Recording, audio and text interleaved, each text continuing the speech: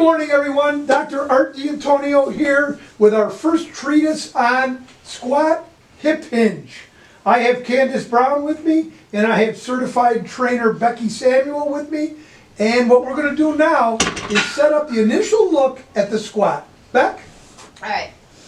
Let's get that width is perfect. We're going to get your toes turned out slightly. Now from here, you're going to tilt backwards just a little bit. Your arms are going to come down. Your knees are going to track right over where your toes are pointing. That looks great. Okay, Candace, as we go down again, I want you to hold the bottom position for me. So go down and hold. What Beck is talking right now about the knees tracking, I want you to push your legs to the outside a little bit as you come up. Good. Now we're going to activate the glutes and we're going to get them to fire.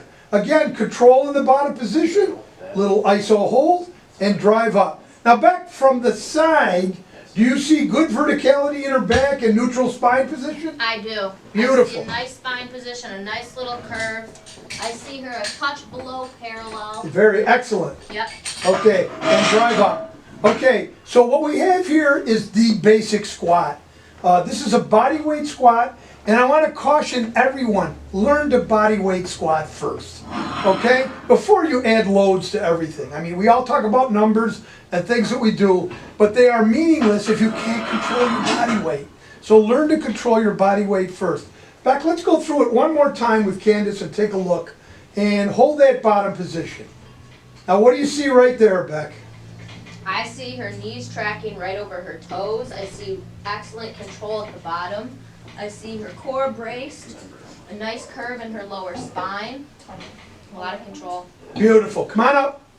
That's wonderful. What we get in there too is we get work into the glutes and we get distribution. Now, we can argue a lot of points about closed stance, low bar, high bar, all that stuff. In a body weight squat, what Beck just said is crucial.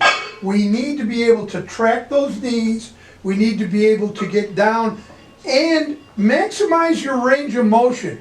At the beginning, Beck, we might not be able to get that far. No. But we can teach people different ranges of motion. Yep. And then let them work from there. Okay, let's hold on for a second.